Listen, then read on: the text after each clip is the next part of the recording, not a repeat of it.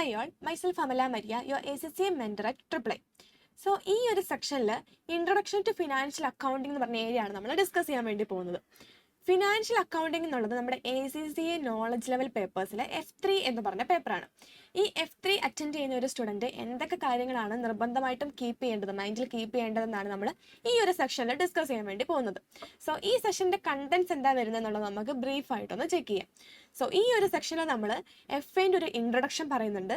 Then FAയുടെ key syllabus area എന്തൊക്കെയാണെന്നും എന്തൊക്കെ topics ആണ് FA എന്ന് പറയുന്ന പേപ്പറിൽ കവർ ആവുന്നതിനെ കുറിച്ച് ഡിസ്കസ് ചെയ്യുന്നുണ്ട്. ദെൻ അതിൻ്റെ ഒരു എക്സാം ഓവർവ്യൂവിൽ എന്താണ് അതിൻ്റെ എക്സാം പാറ്റേൺ, എന്തൊക്കെയാണ് അതിൻ്റെ മാർക്കിംഗ് സ്കീംസ് എന്നുള്ളത് നമ്മൾ ഡിസ്കസ് ചെയ്യുന്നുണ്ട്. ദെൻ എന്തൊക്കെ മെറ്റീരിയൽസ് ആണ് ഒരു FA പഠിക്കുന്ന സ്റ്റുഡൻസിന് അവൈലബിൾ ആയിട്ടുള്ളത് നമ്മൾ ഡിസ്കസ് ചെയ്യുന്നുണ്ട്.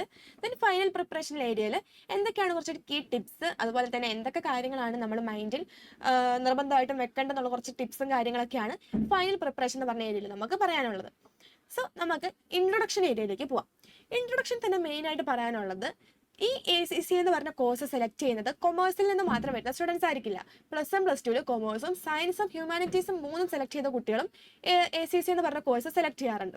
സോ കൊമേഴ്സിൽ നിന്ന് വരുന്നവർക്ക് ചെറിയ രീതിയിലെങ്കിലും അക്കൗണ്ടൻസി അല്ലെങ്കിൽ കൊമേഴ്സ് ബാക്ക്ഗ്രൗണ്ടിൻ്റെ ഒരു ബേസിക് നോളജ് ഉണ്ടാവും. പക്ഷേ ഈ സയൻസിൽ നിന്ന് വരുന്ന കുട്ടികൾക്കും ഹ്യൂമാനിറ്റീസിൽ നിന്ന് വരുന്ന കുട്ടികൾക്കും ഈ ബേസിക് നോളജ് ഉണ്ടാവാനുള്ള ചാൻസ് വളരെ കുറവാണ്. സോ അക്കൗണ്ടൻസിയുടെ ഏറ്റവും ബേസിക് ലെവൽ തൊട്ടിട്ട് ആ പേപ്പർ കംപ്ലീറ്റ് ചെയ്യാനുള്ള അത്യാവശ്യമുള്ളൊരു ലെവൽ, ഒരു മീഡിയം ലെവൽ വരെയാണ് നമുക്ക് FA എന്ന് പറഞ്ഞ പേപ്പറിൽ പഠിക്കുന്നത്.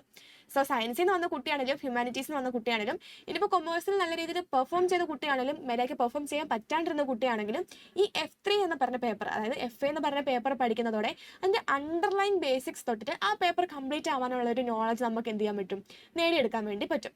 സോ ഏറ്റവും ബേസിക് ആയിട്ടുള്ള അക്കൗണ്ടിങ് നോളജാണ് FA എന്ന് പറഞ്ഞ പേപ്പർ തരുന്നത്. ആൻഡ് അതിൽ നമ്മൾ പഠിക്കുന്നത് എന്തൊക്കെയാണെന്ന് വെച്ചാൽ അതിൻ്റെ അണ്ടർലൈൻ പ്രിൻസിപ്പിൾസ്, ഫിനാൻഷ്യൽ അക്കൗണ്ടിങ്ങിൻ്റെ അണ്ടർലൈൻ പ്രിൻസിപ്പിൾസ്, കൺസെപ്റ്റ്, എങ്ങനെയാണ് ഒരു basic accounting financial statement prepare ചെയ്യേണ്ടതെന്നും കൂടിയാണ് നമ്മൾ ഈ ഒരു FA എന്ന് പറഞ്ഞ പേപ്പറിൽ പഠിക്കുന്നത്. സോ നമ്മളൊരു സോയിൽ ട്രേഡറിൻ്റെ ആണെങ്കിലും പാർട്ണർഷിപ്പിൻ്റെ ആണെങ്കിലും കമ്പനീൻ്റെ ആണെങ്കിലും എങ്ങനെയാണ് അവരുടെ ഒരു ഫിനാൻഷ്യൽ സ്റ്റേറ്റ്മെൻറ്റ് പ്രിപ്പയർ ചെയ്ത് അതിനെ ഇൻ്റർപ്രറ്റ് ചെയ്യുക, അതിൻ്റെ സ്കില്ല് എങ്ങനെയാണ് നേടിയെടുക്കുക എന്നുള്ളതാണ് FA എന്ന് പറഞ്ഞ പേപ്പറിൽ നമ്മൾ പഠിക്കുന്നത്. സോ ഇതിൻ്റെ കീ സിലബസ് ഏരിയ എന്തൊക്കെയാണ് വരുന്നതെന്ന് വെച്ചാൽ FA എന്ന് പഠിക്കുന്നത് കൂടിയിട്ട് അതിൻ്റെ ഫണ്ടമെൻ്റൽസ് ആൻഡ് റെഗുലേറ്ററി ഫ്രെയിംവർക്ക് നമുക്ക് പഠിക്കാൻ വേണ്ടി പറ്റും. ആൻഡ് എങ്ങനെയാണ് ഒരു ഈ പ്രിൻസിപ്പിൾസും റെഗുലേറ്ററി ഫ്രെയിംവർക്കൊക്കെ വെച്ചിട്ട് എങ്ങനെയാണ് ഒരു ഫിനാൻഷ്യൽ സ്റ്റേറ്റ്മെൻറ്റ് ഡ്രാഫ്റ്റ് ചെയ്യേണ്ടത് നമുക്ക് പഠിക്കാൻ പറ്റും. ദെൻ അത് ഒരു ട്രാൻസാക്ഷൻ കിട്ടിക്കഴിഞ്ഞാൽ എങ്ങനെയാണ് അത് റെക്കോർഡ് ചെയ്യേണ്ടത്, എങ്ങനെയാണ് അത് പ്രോസസ്സ് ചെയ്യേണ്ടത് എന്നുള്ളത് നമുക്ക് പഠിക്കാൻ വേണ്ടി പറ്റും. റെക്കോർഡും പ്രോസസ്സും എല്ലാം ചെയ്ത് കഴിഞ്ഞിട്ട് നമുക്ക് കിട്ടിയ ഡാറ്റ എങ്ങനെ സമ്മറൈസ് ചെയ്യാം, എങ്ങനെ അത് ട്രയൽ ബാലൻസിലേക്ക് ഇൻപുട്ട് ചെയ്യാം, എങ്ങനെ അതിൽ എറേഴ്സ് ഒക്കെ കറക്റ്റ് ചെയ്യാന്നുള്ളത് നമ്മൾ FA എന്ന് പറഞ്ഞ പേപ്പറിൽ പഠിക്കും.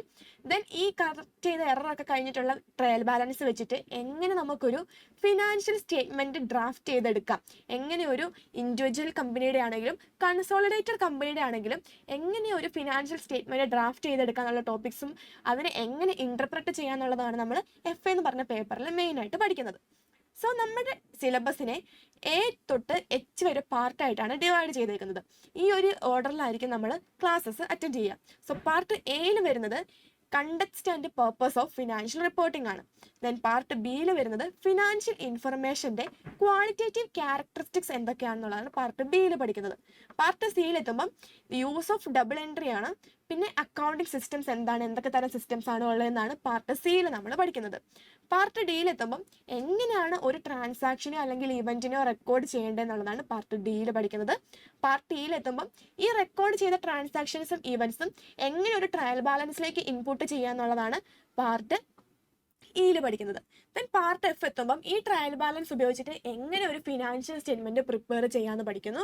പാർട്ട് Gയിൽ എങ്ങനെ ഒരു കൺസോളിഡേറ്റഡ് ഫിനാൻഷ്യൽ സ്റ്റേറ്റ്മെൻറ്റ്, കൺസോളിഡേറ്റഡ് കമ്പനികളുടെ ഫിനാൻഷ്യൽ സ്റ്റേറ്റ്മെൻറ്റ് എങ്ങനെ പ്രിപ്പയർ ചെയ്യാന്നുള്ളത് പാർട്ട് Gയിൽ പഠിക്കുന്നു. അറ്റ് ലാസ്റ്റ് പാർട്ട് H എത്തുമ്പോഴേക്കും നമ്മൾ ഈ പ്രിപ്പയർ ചെയ്ത ഫിനാൻഷ്യൽ സ്റ്റേറ്റ്മെൻറ്റ് എങ്ങനെ ഇൻ്റർപ്രറ്റ് ചെയ്യാം, നമുക്ക് വേണ്ട ഡീറ്റെയിൽസ് അല്ലെങ്കിൽ നമുക്ക് വേണ്ട ഡാറ്റ, നമുക്ക് വേണ്ട റിസൾട്ട് എങ്ങനെ ഇൻ്റർപ്രറ്റ് ചെയ്തെടുക്കുക എന്നുള്ളതാണ് പാർട്ട് Hൽ നമ്മൾ പഠിക്കുന്നത്. സോ ഇത്രയുമാണ് സിലബസ് ഏരിയാസ് വരുന്നത്. അതായത് FA എന്ന് പറഞ്ഞ പേപ്പർ കംപ്ലീറ്റ് ആവുന്നതോടുകൂടി ഇത്രയും ഏരിയാസിലായിരിക്കും നമ്മൾ പെർഫെക്റ്റ് ആയിട്ടിരിക്കുക. സോ ഇത്രയൊക്കെയാണ് സിലബസ് ഏരിയസിനെ കുറിച്ച് പറയാനുള്ളത്. ഇനി എക്സാമിനെ കുറിച്ചാണ് പറയാനുള്ളത്. അപ്പോൾ എക്സാമിൻ്റെ ഒരു ഓവർവ്യൂ എന്താണ് പറയാനുള്ളതെന്ന് വെച്ചാൽ, എക്സാം നമുക്ക് 100 മാർക്കിനായിരിക്കും. 100 മാർക്ക് എക്സാംസ് ആയിരിക്കും. ആൻഡ് ഓൺലൈൻ എക്സാംസ് ആയിരിക്കും, അതായത് കമ്പ്യൂട്ടർ എക്സാംസ് ആയിരിക്കും. ദെൻ ഒബ്ജക്റ്റീവ് ടൈപ്പ് ക്വസ്റ്റ്യൻസ് ആയിരിക്കും. ഒബ്ജക്റ്റീവ് എന്ന് പറഞ്ഞാൽ നമുക്കൊരു ക്വസ്റ്റിനും അതിന് 4 ഓപ്ഷനും തന്നിട്ടുണ്ടാവും. അതിൽ കറക്റ്റ് ഓപ്ഷൻ ചൂസ് ചെയ്യുന്നതിനായിരിക്കും മാർക്ക് ഉണ്ടാവുക. സോ ഓരോ ക്വസ്റ്റിനും 2 മാർക്ക് വെച്ചിട്ടായിരിക്കും ഉണ്ടാവുക. ആൻഡ് നെഗറ്റീവ് മാർക്ക് എന്ന് പറഞ്ഞ സ്കീം ഇല്ല. ഇപ്പം നമ്മൾ സി എ ഒക്കെ എടുത്ത് നോക്കിയാൽ നിങ്ങൾക്കറിയാം, സി എക്കൊക്കെ നെഗറ്റീവ് മാർക്ക് പോകും. ഒരു ക്വസ്റ്റ്യൻ തെറ്റുവാണെങ്കിൽ അതിനനുസരിച്ചിട്ട് നമുക്ക് നെഗറ്റീവ് മാർക്ക് എന്നുള്ളൊരു പേരിൽ നമ്മുടെ സ്കോറിൽ നിന്നത് കട്ടാവും.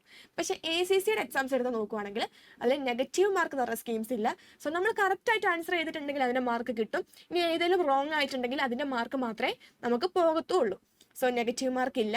ദെൻ 2 മണിക്കൂറാണ് നമുക്ക് എക്സാമിന് അനുവദിച്ചിട്ടുള്ള സമയം. 2 മണിക്കൂർ കൊണ്ട് വേണം നമ്മൾ ഈ 100 മാർക്കിനുള്ള ക്വസ്റ്റ്യൻസ് അറ്റൻഡ് ചെയ്യാൻ വേണ്ടിയിട്ട്. ദെൻ നമ്മൾ അറ്റൻഡ് ചെയ്യുന്ന സമയത്ത് തന്നെ നമുക്ക് എന്തറിയാൻ പറ്റും, റിസൾട്ട് അറിയാൻ വേണ്ടി പറ്റും. നമ്മൾ എക്സാം കഴിഞ്ഞ് സബ്മിറ്റ് അടിക്കുമ്പോൾ തന്നെ നമുക്ക് അതിൻ്റെ മാർക്ക് എത്രയാണ്, പാസ്സാണോ ഫെയിൽ ആണോ എന്നുള്ളത് അറിയാൻ വേണ്ടി പറ്റും. Then this is on demand exam. On demand exam എന്ന് വെച്ചാൽ നമ്മൾ ആവശ്യപ്പെടുന്ന സമയത്ത് നമുക്ക് എക്സാം എഴുതാൻ വേണ്ടി പറ്റും. അതായത് പ്രീ ഡിറ്റർമൈൻഡ് ആയിട്ടുള്ള ഒരു ഡേറ്റോ സമയമോ ഒന്നും ഉണ്ടാവില്ല. നമ്മൾ പ്രിപ്പയർ ആയി, നമ്മൾ ക്ലാസ് ഒക്കെ കണ്ടു കഴിഞ്ഞ് ക്വസ്റ്റ്യൻ പ്രാക്ടീസ് ഒക്കെ കഴിഞ്ഞ് നമ്മൾ പ്രിപ്പയർ ആയി എന്ന് നമുക്ക് തോന്നുവാണെങ്കിൽ നമുക്കൊരു അപ്രൂവ്ഡ് CBE ഓഫീസിൽ ചെന്നിട്ട് അല്ലെങ്കിൽ CBE സെൻറ്ററിൽ ചെന്നിട്ട് നമുക്ക് എന്ത് ചെയ്യാൻ വേണ്ടി പറ്റും, എക്സാം ബുക്ക് ചെയ്ത് നമുക്ക് എക്സാം എഴുതാൻ വേണ്ടി പറ്റും. അതിന് വേണ്ടിയിട്ട് കുറേ അപ്രൂവ്ഡ് ആയിട്ടുള്ള CBE സെൻറ്റേഴ്സ് ഉണ്ട്. അവരെ നേരിട്ട് വിളിച്ച് ബുക്ക് ചെയ്യുകയാണെങ്കിൽ, കോൺടാക്റ്റ് ചെയ്യുകയാണെങ്കിൽ നമുക്ക് എന്ത് ചെയ്യാം, അവരുമായിട്ട് ഒരു ഡേറ്റ് ഫിക്സ് ആക്കിയിട്ട് നമുക്ക് പറയുന്ന ആ ഡേറ്റിൽ തന്നെ നമുക്ക് ഏകദേശം നമ്മുടെ എക്സാംസ് അറ്റൻഡ് ചെയ്യാൻ വേണ്ടി പറ്റും. ഇത്രയാണ് എക്സാമിനെ കുറിച്ചുള്ള ഒരു ഓവർവ്യൂ തരാനുള്ളത്. ഇനിയിപ്പോൾ നമുക്ക് നമ്മുടെ FAയുടെ കേസിലേക്ക് വരുമ്പോൾ FAയുടെ എക്സാം പാറ്റേൺ എങ്ങനെയാണെന്നുള്ളത് നമുക്ക് നോക്കണം. FAയുടെ എക്സാം പാറ്റേൺ വരുന്നത് സെക്ഷൻ A, സെക്ഷൻ B എന്ന് തിരിച്ചിട്ടാണ്. സെക്ഷൻ Aയിൽ OTQ ക്വസ്റ്റ്യൻസ് ആണ്. OTQ എന്ന് പറഞ്ഞാൽ ഒബ്ജക്റ്റീവ് ടെസ്റ്റ് ക്വസ്റ്റ്യൻസ്. അതായത് ഒരു ക്വസ്റ്റ്യനും അതിന് 4 ഓപ്ഷൻസും ഉണ്ടാവും. അതിലൊരു ഓപ്ഷൻ കറക്റ്റായിട്ട് ചൂസ് ചെയ്യാനുള്ളതായിരിക്കും നമ്മുടെ ടാസ്ക്. അതങ്ങനെ 35 OTQ ക്വസ്റ്റ്യൻസ് ആയിരിക്കും ഉണ്ടാവുക. അതിൽ ഓരോന്നിനും 2 മാർക്ക് വെച്ച് ടോട്ടൽ 70 മാർക്കിനായിരിക്കും സെക്ഷൻ Aയിൽ നിന്ന് ക്വസ്റ്റ്യൻസ് വരിക. പിന്നെ സെക്ഷൻ B വരുന്നത് മൾട്ടി ടാസ്ക് ക്വസ്റ്റ്യൻസ് ആയിരിക്കും. 2 മൾട്ടി ടാസ്ക് ക്വസ്റ്റ്യൻസ് ആയിരിക്കും സെക്ഷൻ Bയിൽ ഉണ്ടാവുക.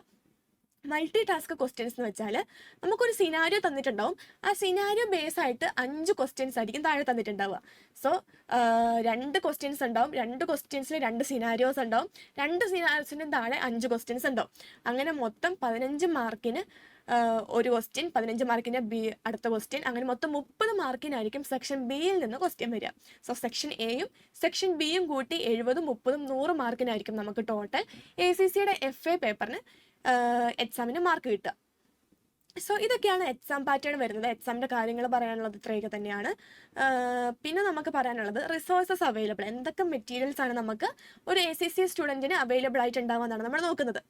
അപ്പം നമ്മൾ ഇപ്പം ACCയുടെ രജിസ്ട്രേഷനൊക്കെ കഴിഞ്ഞ് നിൽക്കുകയാണെങ്കിൽ നമുക്ക് ACCയുടെ സൈറ്റ് ഓപ്പൺ ആയി കിട്ടും. MyACC എന്ന് പറഞ്ഞ സൈറ്റ് ഉണ്ട് നമുക്ക്. ആ സൈറ്റ് ഓപ്പൺ ആയി കിട്ടുകയാണെങ്കിൽ അവിടെ നമുക്ക് സ്റ്റഡി ഹബ് എന്ന് പറഞ്ഞൊരു ഏരിയ ഉണ്ട്. ഈ സ്റ്റഡി ഹബിൽ നമുക്ക് free online study content covers the full syllabus, നമ്മുടെ ഫുൾ സിലബസ് ഉള്ള FAയുടെ ഫുൾ സിലബസ് ഉള്ള സ്റ്റഡി കണ്ടന്റ് നമുക്ക് കിട്ടും. ഷോർട്ട് ക്വിസസ് ഉണ്ടാവും, അതിൽ ക്വിസസ് അറ്റൻഡ് ചെയ്യാനുള്ള ഒരു ഏരിയ ഉണ്ടാവും. പ്രാക്ടീസ് ചെയ്യാനുള്ള പ്രാക്ടീസ് ക്വസ്റ്റ്യൻസ് ഉണ്ടാവും. ദെൻ ഫ്ലാഷ് കാർഡ്സ് എന്ന് പറയുന്ന ഏരിയ ഉണ്ടാവും. നമുക്കിപ്പോൾ അറിയാത്ത ടോപ്പിക്സ് ഒക്കെയാണ് അല്ലെങ്കിൽ അറിയാത്ത വേർഡ്സ് ഒക്കെ ആണെങ്കിൽ അതിൻ്റെ കറക്റ്റ് മീനിങ് എന്താണെന്നൊക്കെ അറിയാൻ വേണ്ടിയിട്ട് ഫ്ലാഷ് കാർഡ്സ് എന്ന് പറഞ്ഞൊരു ഏരിയ ഉണ്ടാവും. അപ്പോൾ ഈ സ്റ്റഡി ഹബിൽ തന്നെയുള്ളതാണ്. ഈ സിലബസ് ഉണ്ടാവും, അതുപോലെ തന്നെ ക്വിസസ് ഉണ്ടാവും, പ്രാക്ടീസ് ഉണ്ടാവും. സോ നമ്മൾ ഈ സിലബസ് ഒക്കെ കവറായി കഴിയുവാണെങ്കിൽ നമുക്ക് എന്ത് ചെയ്യാം, നമുക്ക് ക്വസ്റ്റ്യൻ പ്രാക്ടീസിലേക്ക് കടക്കാം. സോ സിലബസ് എന്ന് പറയുമ്പോൾ തന്നെ അത് ഓരോ പാർട്ടായിട്ട് ഓരോ ചാപ്റ്ററിൻ്റെയും സിലബസ് ആയിട്ട് കൊടുത്തിട്ടുണ്ടാവും. സോ അതുപോലെ തന്നെ ഓരോ ചാപ്റ്ററിൻ്റെയും ക്വിസസും ഓരോ ചാപ്റ്ററിൻ്റെയും പ്രാക്ടീസ് ക്വസ്റ്റ്യൻസും ഉണ്ടാവും. സോ ഒരു ചാപ്റ്റർ കംപ്ലീറ്റ് ആയി നമുക്ക് തോന്നുവാണെങ്കിൽ അതിൻ്റെ പ്രാക്ടീസും കൂടെ ചെയ്ത് കഴിഞ്ഞാൽ നമുക്ക് നമ്മളെ തന്നെ വിലയിരുത്താൻ പറ്റും. നമ്മൾ എത്രത്തോളം വൃത്തിക്കാണ് പഠിച്ചത്, അല്ലെങ്കിൽ ഏത് ഏരിയയിലാണ് നമ്മൾ ബാക്കോട്ട് നിൽക്കുന്നത്, ഏത് ഏരിയയിലാണ് നമ്മൾ ഇനി കോൺസെൻട്രേറ്റ് ചെയ്യേണ്ടതെന്നുള്ളൊരു ഐഡിയ നമുക്ക് കിട്ടാൻ വേണ്ടിയിട്ട് ഹെൽപ്പ് ചെയ്യും. സ്റ്റഡി ഹബ് കഴിഞ്ഞാൽ പിന്നെ നമുക്ക് പ്രാക്ടീസ് ടെസ്റ്റ് എന്ന് പറഞ്ഞൊരു ഏരിയ ഉണ്ട്. അതായത് നമ്മൾ മൊത്തം പഠിച്ചു കഴിഞ്ഞു, പ്രാക്ടീസും ക്വിസസും ഒക്കെ അറ്റൻഡ് ചെയ്ത് കഴിഞ്ഞു. ഇനി അടുത്ത ഘട്ടം എന്ന് പറഞ്ഞാൽ നമുക്ക് എന്താണ്, മെയിൻ എക്സാം എഴുതുക എന്നുള്ളതാണ് അടുത്ത ഘട്ടം വരുന്നത്. പക്ഷേ മെയിൻ എക്സാം എഴുതുന്നതിന് മുമ്പ് നമുക്കറിയണമല്ലോ, നമ്മൾ ഒരു എക്സാം എൻവയോൺമെൻറ്റിൽ ഇരുന്ന് എഴുതുകയാണെങ്കിൽ നമുക്ക് എങ്ങനെ പെർഫോമൻസ് ചെയ്യാൻ പറ്റുന്നുണ്ടോ ഇല്ലയോ എന്നുള്ളത് നമുക്കറിയണമല്ലോ. സോ മെയിൻ എക്സാം എഴുതുന്നതിന് ഒരു 1 വീക്ക് എങ്ങാനും മുമ്പ് നമുക്ക് നമ്മുടെ പ്ലാറ്റ്ഫോമിൽ ACCയുടെ പ്ലാറ്റ്ഫോമിൽ തന്നെ പ്രാക്ടീസ് ടെസ്റ്റ് അല്ലെങ്കിൽ CBE ക്വസ്റ്റ്യൻ പ്രാക്ടീസ് ഏരിയയിൽ പോയാൽ നമുക്ക് അതേ ഒരു എക്സാം എൻവയോൺമെൻറ്റിൽ എങ്ങനെയാണോ നമ്മൾ മെയിൻ എക്സാം എഴുതുന്നത് അതേ ഒരു എൻവയോൺമെൻറ്റിലുള്ള ഒരു ക്വസ്റ്റ്യൻ പ്രാക്ടീസ് ഏരിയ നമുക്ക് കിട്ടും. അത് വെച്ചിട്ട് നമ്മൾ എഴുതി നോക്കുവാണെങ്കിൽ നമ്മൾ എത്രത്തോളം പഠിച്ചിട്ടുണ്ട്, ഏതൊക്കെ ഏരിയയിൽ ബാക്കോട്ടാണ്, ഇനി ഏത് ഏരിയയാണ് കുറച്ചുകൂടെ കോൺസെൻട്രേറ്റ് ചെയ്യേണ്ടതെന്നുള്ളൊരു ഐഡിയ കിട്ടാൻ വേണ്ടിയിട്ട് ഹെൽപ്പ് ചെയ്യും. അതുപോലെ തന്നെയാണ് സ്പെസിമെൻ എക്സാംസും ഇതുപോലത്തെ തന്നെ എക്സാംസ് ആണ്. നമുക്ക് ഇതൊക്കെ അറ്റൻഡ് ചെയ്തിട്ട് പോവുകയാണെങ്കിൽ നമുക്ക് നമ്മളെ തന്നെ ഒന്ന് വിലയിരുത്താൻ വേണ്ടി പറ്റും. ദെൻ ടെക്നിക്കൽ ആർട്ടിക്കിൾസ് ഉണ്ട്. അത് ഓരോ സബ്ജക്റ്റിൻ്റെയും സിലബസിനെ പറ്റിയിട്ടൊരു ബ്രോഡർ ഇൻസൈറ്റ് കിട്ടാൻ വേണ്ടിയിട്ട് ഹെൽപ്പ് ചെയ്യും. ദെൻ ഫൈനൽ പ്രിപ്പറേഷൻ എന്നുള്ള കാര്യത്തിൽ നമ്മൾ ഏറ്റവും ഇമ്പോർട്ടൻസ് നൽകേണ്ട കാര്യമാണ് നമ്മൾ നല്ല രീതിയിൽ ഉറങ്ങുന്നുണ്ട്, നല്ല രീതിയിൽ ഫുഡ് കഴിക്കുന്നുണ്ട്, ആൻഡ് എപ്പോഴും സ്റ്റേ ഹൈഡ്രേറ്റഡ് ആയിട്ട് ഇരിക്കുന്നുണ്ട്, മൈൻഡ് എപ്പോഴും റിഫ്രഷിംഗ് ആയിട്ട് വെക്കുന്നുണ്ടെന്നുള്ളത്. കാരണം നമ്മുടെ ബോഡിനെ നമ്മൾ മെയിൻറ്റെയിൻ ചെയ്താൽ മാത്രമേ നമുക്ക് നമ്മുടെ സ്റ്റഡിയിൽ കോൺസെൻട്രേറ്റ് ചെയ്യാൻ വേണ്ടി പറ്റുള്ളൂ. നമ്മൾ വല്ലാത്ത രീതിയിൽ സ്റ്റഡിയിൽ കോൺസെൻട്രേറ്റ് ചെയ്തിട്ട് നമ്മുടെ മൈൻഡിനെയും നമ്മുടെ ബോഡിനെയും വീക്കനാക്കുകയാണെങ്കിൽ അറ്റ് ലാസ്റ്റ് ഒരു എഫക്റ്റും ഇല്ലാത്ത രീതിയിൽ തന്നെയായിരിക്കും അത് പോവുക. സോ നമ്മളെപ്പോഴും നമ്മൾ റിഫ്രഷിംഗ് ആയിട്ട് തന്നെ വെക്കുക. ദെൻ ക്ലാസ്സെല്ലാം നല്ല രീതിയിൽ അറ്റൻഡ് ചെയ്യുക, സമ്മറി നോട്ട്സ് ഉണ്ടാക്കുക, ഇടയ്ക്കിടയ്ക്ക് റിവിഷൻ ചെയ്യുക. ദെൻ പറയാനുള്ളത് എന്താണെന്ന് വെച്ചാൽ നമ്മൾ ഈ ഒരു ഫീൽഡിലേക്ക് കയറി കഴിഞ്ഞാൽ, അതായത് പേപ്പർ അറ്റൻഡ് ചെയ്യാൻ തുടങ്ങി നമ്മളത് പഠിക്കുന്ന ട്രാക്കിലേക്ക് വന്നു കഴിഞ്ഞാൽ പിന്നെ സ്റ്റെപ്പ് ബാക്ക് വെക്കാതിരിക്കാൻ നോക്കുക. നമ്മൾ പിന്നീട് ബാക്കൗട്ടായി പോവുകയാണെങ്കിൽ നമ്മളെ നല്ല രീതിയിൽ ബാധിക്കും. പിന്നെയും നമ്മൾ ഈ ട്രാക്കിലേക്ക് വരിക എന്ന് പറയുന്നത് നല്ല ബുദ്ധിമുട്ടായിരിക്കും. സോ നമ്മൾ പഠിക്കാൻ തീരുമാനിച്ചു, പേപ്പർ അറ്റൻഡ് ചെയ്യാൻ തീരുമാനിച്ചു, നമ്മളിനി ഈ ഒരു ട്രാക്കിലേക്ക് വന്നു നമുക്ക് തോന്നുവാണെങ്കിൽ നിങ്ങൾ നിർബന്ധമായിട്ട് ആ ട്രാക്കിൽ തന്നെ കീപ്പ് ഓൺ ചെയ്ത് പോവുക. നമ്മൾ ഒരിക്കലും എന്തെങ്കിലും പറ്റിയെന്നും പറഞ്ഞിട്ട് അല്ലെങ്കിൽ ഒരു പ്രാവശ്യം ഫെയിലറായി എന്ന് പറഞ്ഞിട്ട് ആ ട്രാക്കിൽ നിന്ന് മാറാണ്ട് വീണ്ടും ശ്രമിച്ചുകൊണ്ട് തന്നെ ഇരിക്കുക. സോ ഇതൊരു പ്രൊഫഷണൽ എക്സാം ആണ്.